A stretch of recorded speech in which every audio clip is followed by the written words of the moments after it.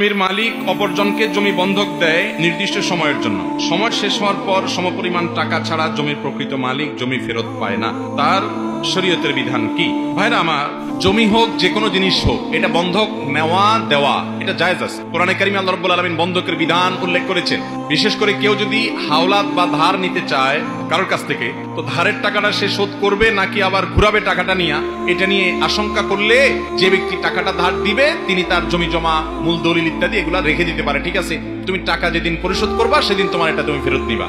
এই বন্ধকটা হলো অনেকটা গ্রান্টের মতো, গ্যারান্টি হিসাবে যে এটার জন্য তুমি আমার কাছে ধরা থাকলা, টাকাটা দিয়া তোমার জমির দলিল তুমি নিয়ে যাবা।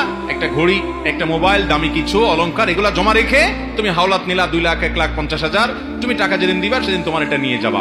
আর যদি তুমি টাকা না দাও, ঘুরাও, তাহলে এলাকার মুরব্বীদের মাধ্যমে, গণ্যমান্য ব্যক্তিবর্গের মাধ্যমে যথাযথ নিয়মে তোমার জিনিস নিলামে উঠিয়ে বিক্রি করে আমি আমার প্রাপ্য পরিশোধ করায় নিব।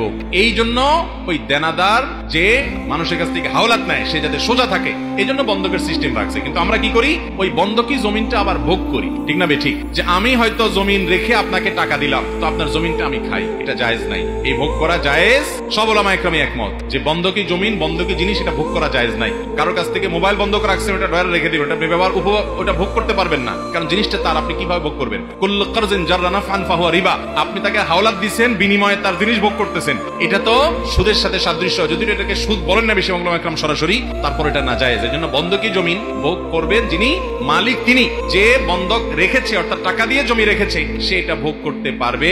কিন্তু মুশকিল হলো আমাদের দেশে আজকাল এরকম হলে কেউ হাওলাত দিবে না, বলবে যে আমার লাভ কি? তাহলে লাভ ছাড়া থুতুটাও ফেলতে রাজি না। সেখানে বন্ধকি জমিও তুমি ভোগ করবা, টাকাও তুমি হাওলাত নিলা, আমার কাছে শুধু দলিলটা নিয়ে বসে থাকবো, আমার লাভটা কি? আপনার লাভ হলো মানুষকে হাওলাত দিলে কোন ক্ষেত্রে যেই পরিমাণ টাকা হাওলাত দিয়েছেন ওই পরিমাণ টাকা দান করার সওয়াব বা তার চেয়ে বেশি সওয়াব পাওয়া যায়। মানুষকে কর্জে হাসানা দেওয়া এত ফজিলতপূর্ণ একটা কাজ, এটা দুনিয়া থেকে বিদায় হয়ে গেছে। বিদায় হয়ে গেছে দুই কারণে।